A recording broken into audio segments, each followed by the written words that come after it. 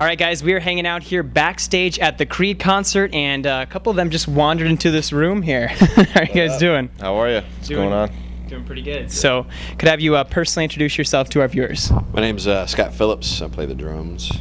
Mark Tremonti, play guitar. It's been a while, and Creed is back. Yes, sir. We are back 6 years and still energetic. Still energetic. Now, how is maybe this Creed different from Creed before the break? More mature, smarter,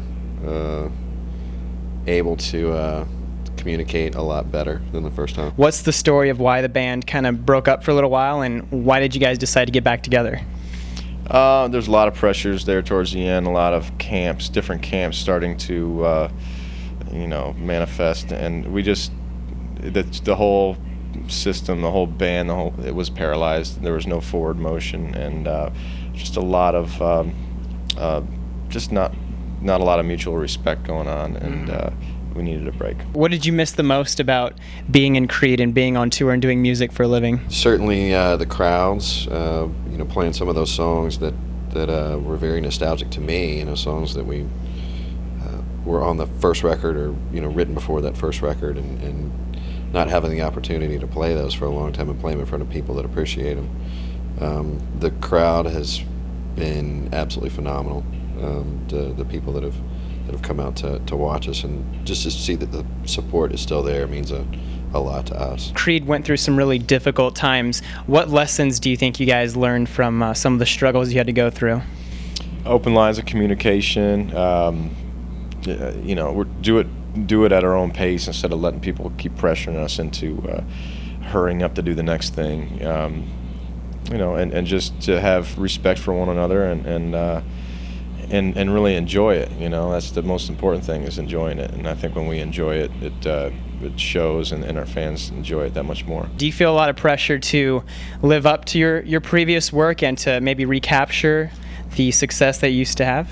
Well, nobody sells that many records anymore. The business has changed so much that it's impossible to it's not possible, but it's just the numbers aren't coming in the way they used to. We're successful already because we're, as long as we're happy with what we're putting out, we think this is our best record. We've put the most experience behind this record, and like I said, it's already successful in our minds, no matter how many it sells. You guys have money, you guys have fame, you guys have sold 30 million albums. So when you have so much, yeah, we make money doing this. When you have all this, what else is there to do as a band? What else can you guys possibly accomplish? I don't know. I don't know that we initially set out to be the biggest band in the world and make a bunch of cash. And it's great. It's all part of it, but. I think that first and foremost, it was all about the music and making music and being fortunate enough to do it as a career, where you don't have to, head back to work Monday through Friday and then, go gigging on Saturday and Sunday. And we've all been very blessed that we're able to do that. Has it been kind of weird, getting back on the road as Creed? We've been touring all these 6 years that Creed's taken a break. We've been touring, but we tour 14 guys on a bus. And it's sometimes it gets less than the conditions are less than favorable for us, but we do it because we love the music. And coming back, touring with Creed, we have extravagant rooms like this one that you see. It is pretty extravagant. So we get treated a lot better. People give us food during the day. We get to actually eat. And shower. We get to eat and shower, so that's probably the biggest difference. Over the years, I'm sure you guys have had some pretty amazing stories. So what particular story in your experience on the road would you like to maybe share with the audience? Some of the opportunities that we got along the way, some of the things that I've really looked back on, playing Woodstock '99, which was probably 250,000 people. We did Billboard Awards where we performed higher on top of the Rio Hotel in Las Vegas, and I've gone back and seen YouTube footage of that and just realized how special that was. I remember Scott ripping his pants during an award show, VH1 or it was something in LA, and I ripped his pants right up the crack. I think probably the most uncomfortable time, it wasn't really embarrassing because it wasn't my fault, but it was when I was playing a festival in Austria, and there's a lot of great bands on the bill, and we really wanted to be our best. And all of a sudden, all my tech comes back and says all your amps are done except for one. The one amp that I didn't like, that I was just using to kind of power some big 15-inch speakers. So playing a show with the most god-awful tones in the world in front of 40,000 people, it was pretty horrific. I know you guys probably have millions of fans out there, but with fame comes a lot of people who don't like you guys and aren't afraid to be vocal about it. So, well, screw you. Well, I mean, how do you respond to people who can get really personal? They can attack your music, maybe even attack your character. How do you respond to that? You just don't. You don't look at it. I don't. I learned a lesson years and years and years ago. Read something online that it irritates you, but what's the point of even reading it? It's you just keep your head out of there. Just keep your head in the game.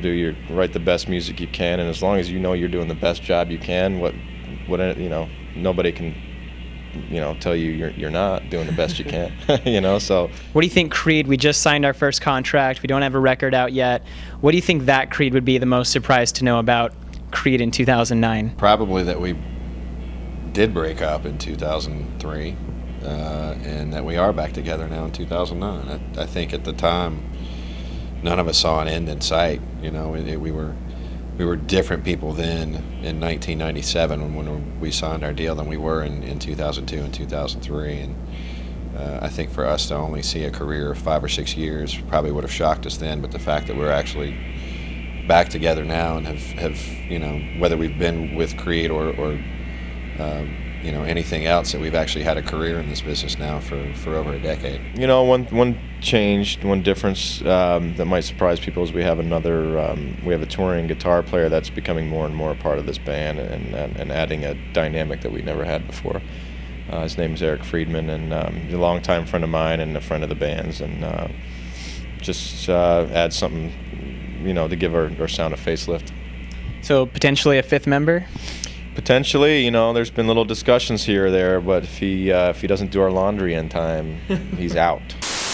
Don't worry, there's plenty more where that came from. Come with me behind the scenes, backstage, and onto the tour bus to meet your favorite stars. We are backstage with Slipknot. I am here with my good friend, the American Idol, Chris Allen. I'll ask questions you've never heard before and show you the answers you won't find anywhere else. You said you're a Justin Timberlake fan. No. No? Maybe that wasn't you? What do you like about Katy Perry? Everything. Happy birthday, dear Brian.